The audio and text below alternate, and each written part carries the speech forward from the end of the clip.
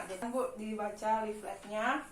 Jadi langsung saya jelaskan ya. Jadi imunisasi itu merupakan suatu usaha untuk memberikan kekebalan tubuh pada anak dari penyakit tertentu. Dan apa sih manfaatnya imunisasi itu? Untuk meningkatkan sistem kekebalan tubuh anak dan mencegah timbulnya penyakit. Jadi imunisasi itu ada dua jenis. Yang pertama imunisasi dasar dan imunisasi lengkap atau lanjutan. Terus penyakit apa sih yang bisa dicegah oleh imunisasi dasar? Yang pertama itu ada penyakit hepatitis B, kemudian TBC paru, difteri, kemudian tetanus, pertusi, dan polio.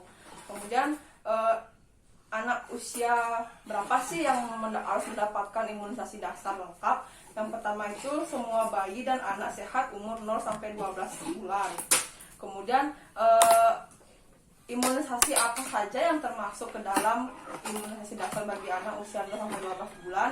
Yang pertama itu ada imunisasi BCG, itu untuk mencegah penyakit tuberkulosis. Kemudian ada imunisasi polio untuk mencegah penyakit polio. Kemudian ada imunisasi hepatitis B atau HB, itu untuk mencegah penyakit dari hepatitis B. Kemudian DPT itu untuk mencegah penyakit difteri, pertusi, dan tetanus. Dan kemudian terakhir ada imunisasi campak untuk mencegah penyakit campak. Kemudian ibu dapat melakukan imunisasi itu di posyandu, puskesmas, praktek dokter ataupun bidan. Kemudian kapan sih bayi harus diimunisasi? Ibu bisa baca di sini.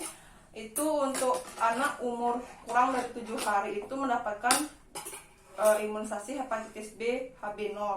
Kemudian nomor 1 bulan itu dapatnya BCG dan polio 1.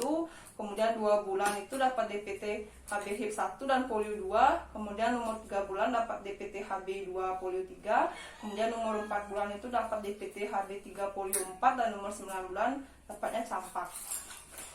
Kemudian bisa dibalik Bu ya, itu keadaan yang sering muncul setelah imunisasi itu bisa dibaca, yang dimana imunisasi hepatitis B itu munculnya adanya kemerahan dan nyeri di tempat suntik. Kemudian BCG-nya mungkin ada pembengkakan. Kemudian pada imunisasi DPT-nya ada demam, dan polionya juga reaksi polio umumnya itu tidak ada. Kemudian campak itu anak mengalami demam ataupun timbul kemerahan. Jadi itu merupakan reaksi yang wajar setelah anak dilakukan imunisasi. Itu artinya tubuh sudah bereaksi atau sistem kekebalan tubuh anak sudah bereaksi